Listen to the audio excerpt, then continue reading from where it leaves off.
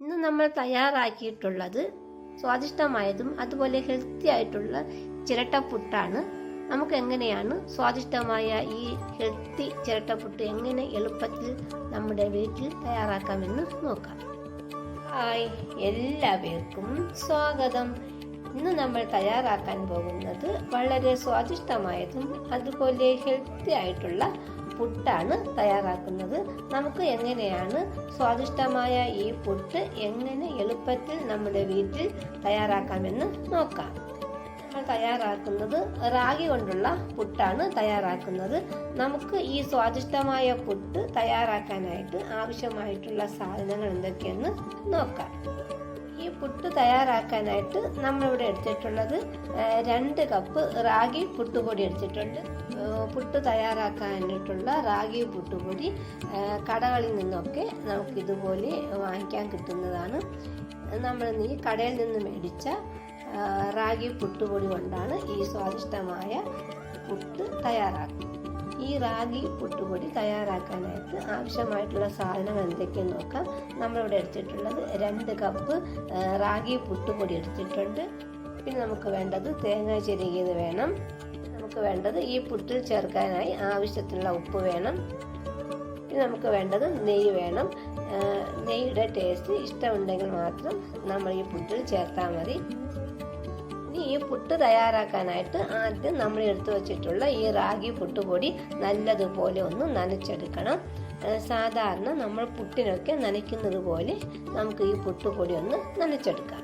പുട്ടുപൊടി നനയ്ക്കാനായിട്ട് നമുക്ക് ഇതുപോലെ പാത്രമെടുത്ത് അതിലേക്ക് നമ്മൾ എടുത്തു വച്ചിട്ടുള്ള റാഗി പുട്ടുപൊടി ചേർത്ത് കൊടുക്കാം. നമുക്ക് ഈ പുട്ടിലേക്ക് ആവശ്യത്തിനുള്ള ഉപ്പ് ചേർത്ത് കൊടുക്കാം. ഉപ്പ് ചേർത്ത് നമുക്ക് ഈ പൊടി നല്ലതുപോലെ ഒന്ന് ഇളക്കി യോജിപ്പിക്കാം. നമുക്ക് ഈ പുട്ടുപൊടിയിലേക്ക് നമുക്ക് കുറച്ച് നെയ്യ് ചേർത്ത് കൊടുക്കാം. ഇതുപോലെ നമുക്കൊരു 2 ടീസ്പൂൺ നെയ്യിനെ ഒഴിച്ചു കൊടുക്കാം. നെയ്യുടെ ടേസ്റ്റ് ഇഷ്ടമുണ്ടെങ്കിൽ മാത്രം ചേർത്ത് കൊടുത്താൽ മതി. നെയ്യ് ചേർക്കണമെന്ന് നിർബന്ധമില്ല. നമുക്ക് നെയ്യ് കൂടി ചേർത്ത് ഈ പുട്ടുപൊടി ഒന്നുകൂടി നല്ലതുപോലെ ഇളക്കി ചേർക്കാം. ഈ പുട്ടുപൊടി കൈ കൊണ്ട് നല്ലതുപോലെ ഇളക്കി ഒന്ന് യോജിപ്പിക്കാം. നെയ്യ് കൂടി ചേർക്കുമ്പോൾ ഈ പുട്ട് നല്ല സോഫ്റ്റും ആയിരിക്കും, അതുപോലെ നല്ല ടേസ്റ്റും ആയിരിക്കും. നെയ്യും ഉപ്പും ഒക്കെ ചേർത്ത് നമ്മൾ ഈ മാവ് നല്ലതുപോലെ ഇളക്കിയെടുത്തിട്ടുണ്ട്. ഇനി നമുക്കിതിലേക്ക് ആവശ്യത്തിനുള്ള വെള്ളം ചേർത്ത് ഈ മാവ് നല്ലതുപോലെ ഒന്ന് നനച്ചെടുക്കണം. ഇനി നമുക്ക് ഈ പുട്ടുപൊടി ഇതുപോലെ കുറേശ്ശെ വെള്ളം ചേർത്ത് നല്ലതുപോലെ ഒന്ന് നനച്ചെടുക്കാം.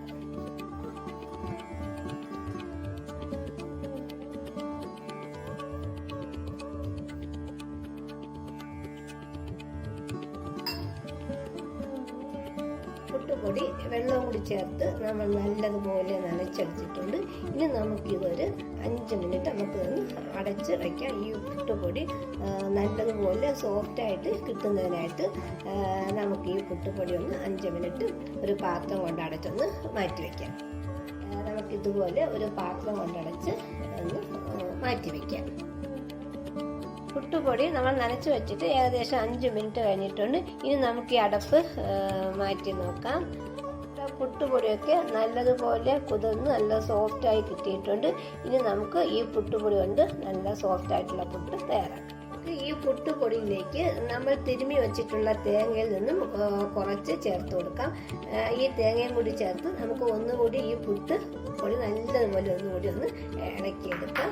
നമുക്ക് കൈ കൊണ്ട് നല്ലതുപോലെ ഈ തേങ്ങയും കൂടി ചേർത്ത് ഒന്നുകൂടി നമുക്കൊന്ന് ഇളക്കിയെടുക്കാം.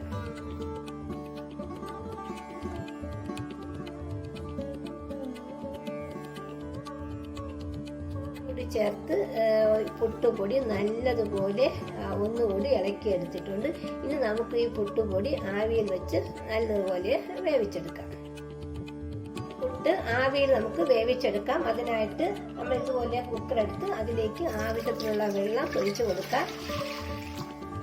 നമുക്കിത് നല്ലതുപോലെ അടച്ച് ഇത് ഗ്യാസിൽ വെച്ച് ഈ വെള്ളം ആദ്യം നല്ലതുപോലെ ഒന്ന് തിളപ്പിച്ചെടുക്കാം.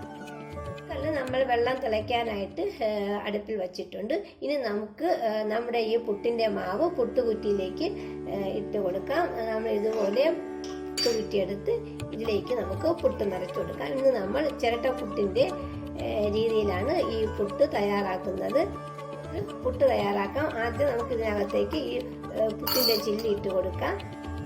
നമുക്കിതിലേക്ക് നമ്മൾ തിരിഞ്ഞു വെച്ചിട്ടുള്ള തേങ്ങ ഇട്ട് കൊടുക്കാം. നമുക്ക് ഇതിന് മുകളിലേക്ക് നമ്മൾ നനച്ചു വെച്ചിട്ടുള്ള റാഗി പുട്ടുപൊടി ഇട്ട് കൊടുക്കാം.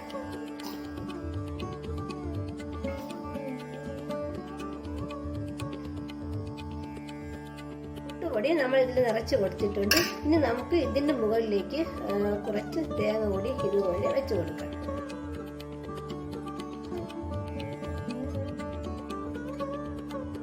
നമ്മൾ ഇതിന് മുകളിലും തേങ്ങ വെച്ച് കൊടുത്തിട്ടുണ്ട്. ഇനി നമുക്കിത് നല്ലതുപോലെ അടച്ച് ആവിയിൽ വേവിച്ചെടുക്കാം. കുക്കറിലെ വെള്ളമൊക്കെ നല്ലതുപോലെ തിളച്ച് അതിൻ്റെ മുകളിൽ നിന്നും ആവിയൊക്കെ വന്നിട്ടുണ്ട്. ഇനി നമുക്ക് ഇതിലേക്ക് നമ്മുടെ പുട്ടുകുറ്റി വെച്ച് കൊടുക്കാം. ഇനി നമുക്ക് ഈ പുട്ട് നല്ലതുപോലെ വെന്ത് ഇതിൻ്റെ മുകളിൽ നിന്നും ആവി വരുന്നവരെ വെയിറ്റ് ചെയ്യാം. ഇനി നമുക്ക് നമ്മുടെ പുട്ട് വെന്തിട്ടുണ്ടോ നോക്കാം. നമ്മുടെ പുട്ടിൻ്റെ മുകളിൽ നിന്ന് നല്ലതുപോലെ ആവിയൊക്കെ വരുന്നുണ്ട്. ഈ ആവി വരുമ്പോൾ തന്നെ ഇത് നല്ലൊരു മണമാണ്. ആ നെയ്യുടെയും തേങ്ങയുടെയും റാഗിയുടെയൊക്കെ നല്ല ഒരു മണം വരുന്നുണ്ട്. ഇനി നമുക്ക് നമ്മുടെ പുട്ട് ഈ പുട്ടുകുറ്റിയിൽ നിന്ന് മാറ്റാം.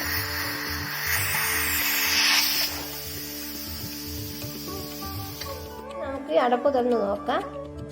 നമ്മുടെ പുട്ടൊക്കെ നല്ലതുപോലെ വെന്ത് കിട്ടിയിട്ടുണ്ട്. ഇനി നമുക്ക് ഇത് ഈ പുട്ടുകുറ്റിൽ നിന്ന് ഈ പാത്രത്തിലേക്ക് മാറ്റാം.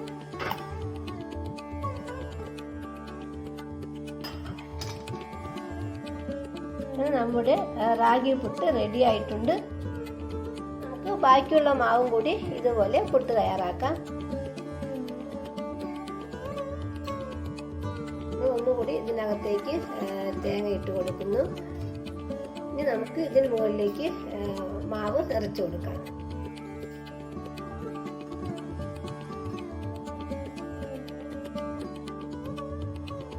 ഇതിന് മുകളിലേക്ക് നമുക്ക് ഇതുപോലെ തേങ്ങ കൂടി വെച്ചു കൊടുക്കാം.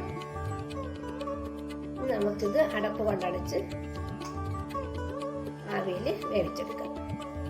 ഇതിന്റെ മുകളിൽ വെച്ച് നല്ലതുപോലെ ആവിയിൽ വേവിച്ചെടുക്കാം.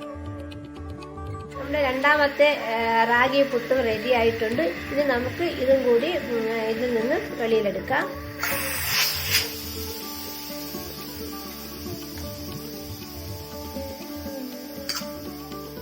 നമ്മുടെ സ്വാദിഷ്ടമായ റാഗി പുട്ട് റെഡി ആയിട്ടുണ്ട്. നമുക്കിതും കൂടി ഈ പാത്രത്തിലേക്ക് മാറ്റാം.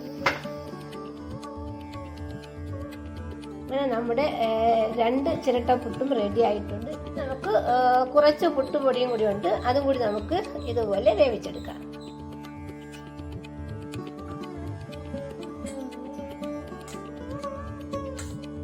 ഇനി നമുക്ക് ഇതിന്റെ മുകളിലേക്ക് തേങ്ങ ഇട്ട് കൊടുക്കാം.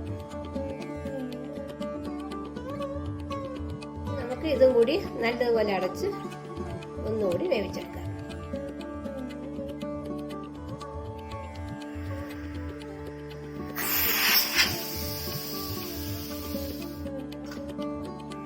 അങ്ങനെ നമ്മുടെ സ്വാദിഷ്ടമായ റാഗി പുട്ട് റെഡി ആയിട്ടുണ്ട്.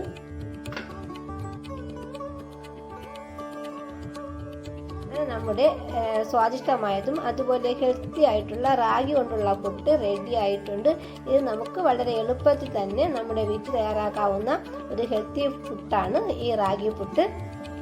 ഈ പുട്ട് കുട്ടികൾക്കും മുതിർന്നവർക്കൊക്കെ ഒരുപോലെ ഇഷ്ടപ്പെടുന്ന ഒരു പുട്ടാണ് നമ്മൾ തയ്യാറാക്കിയിട്ടുള്ളത്. അരിപ്പുട്ട് കഴിക്കാൻ പറ്റാത്ത പ്രമേഹ രോഗികൾക്കൊക്കെ കഴിക്കാൻ പറ്റിയ ഒരു ഹെൽത്തി പുട്ടാണ് ഇന്ന് നമ്മൾ തയ്യാറാക്കിയ ഈ റാഗി പുട്ട്. ഇനി നമുക്ക് ഈ പുട്ടിൻ്റെ കൂടെ ഇതുപോലെ പഴമോ അല്ലെങ്കിൽ പരിപ്പ് കറിയോ കടലക്കറിയോ ഒക്കെ ചേർത്ത് കഴിക്കാൻ പറ്റിയ നല്ലൊരു ഹെൽത്തി ആയിട്ടുള്ള പുട്ടാണ് ഇന്ന് നമ്മൾ തയ്യാറാക്കിയിട്ടുള്ള ഈ റാഗി കൊണ്ടുള്ള ചിരട്ടപ്പുട്ട്. ഇതുപോലെ എല്ലാവരും ട്രൈ ചെയ്ത് നോക്കുക. Thank you.